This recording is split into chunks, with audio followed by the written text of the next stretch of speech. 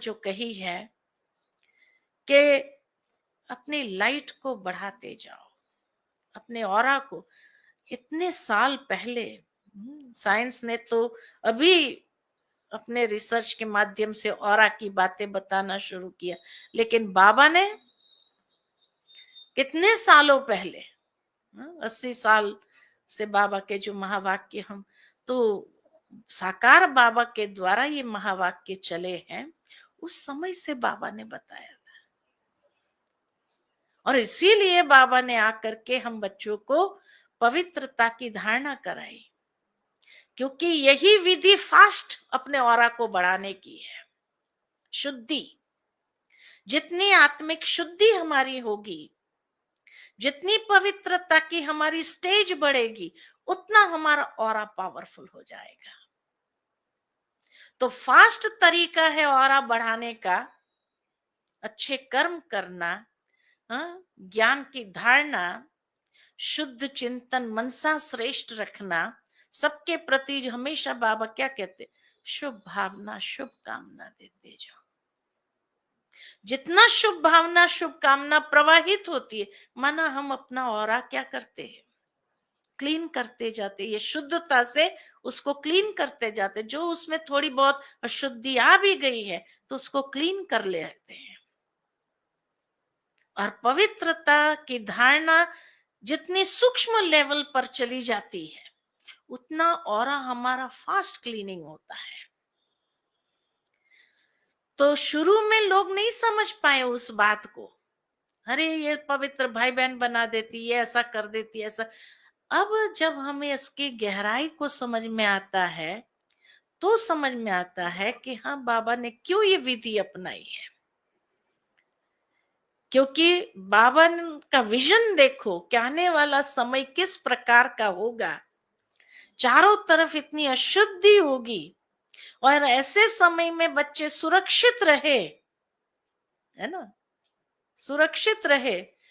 जब ये म्यांमार का भूकंप आया तो हमने म्यांमार में बहनों को फोन करके पूछा, मैंने कहा आप लोग ठीक हो? तो कहा हम 15 दिन से, जहां भूकंप का केंद्र बताते हैं 10 किलोमीटर दूरी पर अपना सेंटर है, वहां 10 या 20 किलोमीटर दूरी पर जो केंद्र बिंदु बताते हैं, कहा हम 15 दिन से भट्ठी कर रहे थे, भट्ठी चल रही थी हमारी, और भट्ठी पूरी हुई और हमने सोचा चलो चलते हैं वापस। तो आ रहे थे, ट्रेन में थे, ट्रेन में थे तो भूकंप के 1 मिनट पहले ट्रेन रुकी, ट्रेन रुकी और भूकंप आया।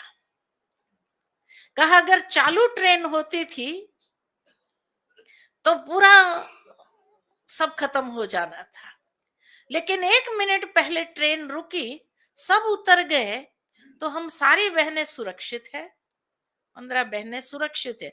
देखो ये ऑरा कैसा काम करता है, ये प्रत्यक्ष प्रमाण है कि ऑरा कैसा काम करता है। तो कहा हम जैसे ही उतरे, मना एक स्टेशन पर 15 किलोमीटर बाकी था अपने स्थान से, तो कहा जैसे ही वहां उतरे हम कि भाई अगला स्टेशन है अभी अपना, तो भूकंप जैसे आया तो हम फटाफट उतर गए।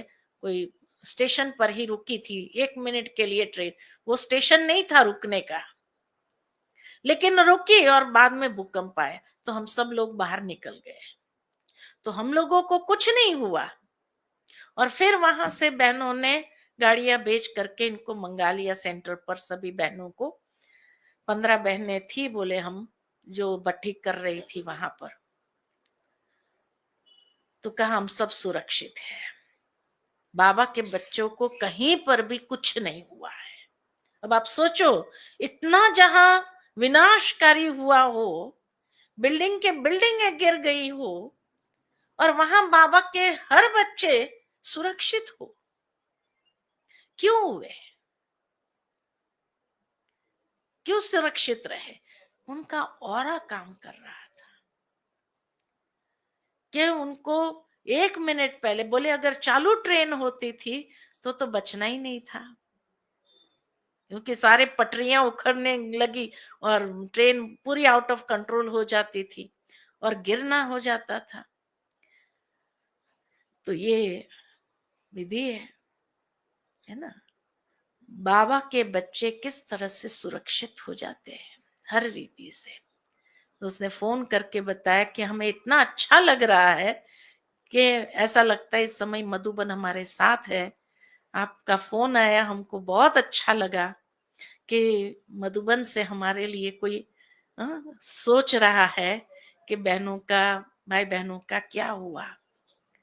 अच्छा लगेगा। यही तो स्नेह, बाबा जो कहा, स्नेह का पानी ज्ञान का बीज है, लेकिन स्नेह का पानी न हो तो क्या होगा। तो मधुबन से देखो बाबा भी कैसे उस वक्त टच करते कि पूछो तो सही। तो उसका नंबर था बहन का, तो मैंने कहा चलो पूछती हूँ उसको। फोन किया तो उसको कहा बहुत अच्छा लगा हमें। फिर उसने सारी बात सुनाई, कैसे से है, हम लोग सब सुरक्षित है, हम लोग सब सेफ है और कोई भी भाई बहनों को भी कुछ नहीं हुआ है ना। तो बाबा कैसे बचाता है, कैसे हमारी रक्षा करता है। लेकिन रक्षा किसकी होती है? लाइट बड़ी होंगी तभी तो रक्षा को स्वीकार कर सकेंगे। स्वीकार करने की भी पात्रता चाहिए ना। इसलिए आज बाबा ने जो कहा मित्रता, आत्मा स्वयं का मित्र है, स्वयं का शत्रु है। तो मित्रता अपनी बढ़ानी है। जितनी हम मित्रता बढ़ाते जाएंगे उतना ही हमारा कल्याण है, हम सेफ है, सुरक्षित है। होना तो है, सब जगह भी हो रहा है ना। कल सुना पाकिस्तान में भी भूकंप आया, लेकिन तीव्रता कम थी, 4.7 की थी। लेकिन सब जगह आ रहा है भूकंप। अभी खाली एक तरफ आ रहा है ये नहीं, प्राकृतिक प्रकोप तो आरंभ हो ही रहा है चारों तरफ। तो इसलिए बाबा के बच्चे हम सदा सेफ रहे, उसकी विधि यही है। तो अब जैसे कहा, फरिश्तों का पाठ आरंभ हुआ, ब्राह्मणों का पाठ समाप्त हुआ। हाँ, क्योंकि ऐसी ऐसी होनी होगी जो ब्राह्मण बाहर जा ही नहीं पाएंगे, है ना। तो घर में बैठे अपनी स्थिति को हमें लाइट हमारी बढ़ाते जाना है, ठीक है ना। अच्छा, ओम शांति।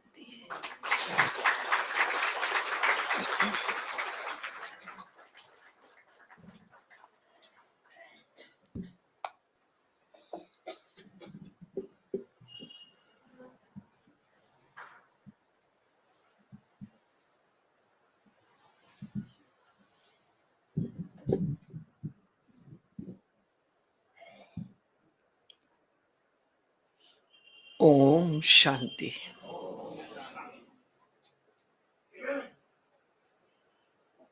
दुनिया का समाचार भी सुना, जो हम सब सुन भी रहे हैं, देख भी रहे हैं। और उसके साथ साथ अपने पास नवरात्रों के शुभ दिन भी चल रहे हैं। तो नवरात्रों के शुभ दिन में देवी का पदार्पण होना, ये भी हमारा सौभाग्य है। ये सच है कि अब वो समय गया कि हम लोगों को बुलाएं, सेवाएं करें। अब तो लोग खुद भी घरों से बाहर निकलने में डरते हैं। इसलिए नहीं डरते कि मर जाएंगे, इसलिए डरते हैं कि बाहर भीड़ ही बहुत है, चलें कहाँ। चलने को जगह नहीं है, गाड़ी चलाने को जगह नहीं है। अब तो सबके मुंह से निकलता है, अरे बाबा बाहर क्या जाना है।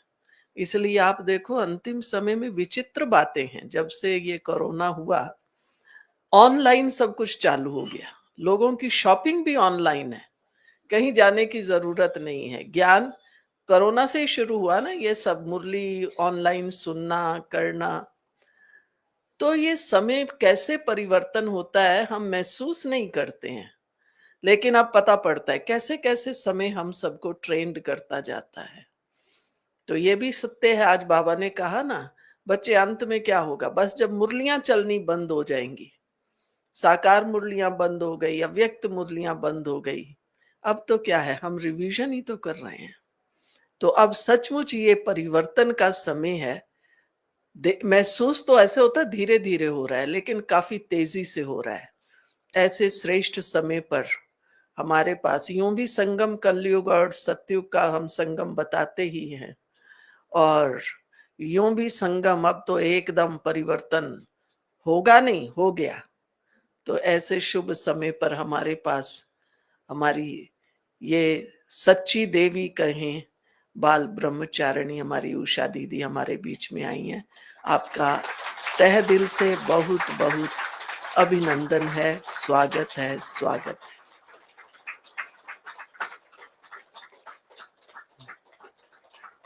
बजाते रहिए तालियां। उषा बहन के साथ भाई भी तो आए होंगे ना, कोई बहन भी आई है। आओ आगे, कौन आया? आओ, शायद भाई क्लास में ही नहीं है। बहन आओ, बहन कौन आए? अच्छा आइए।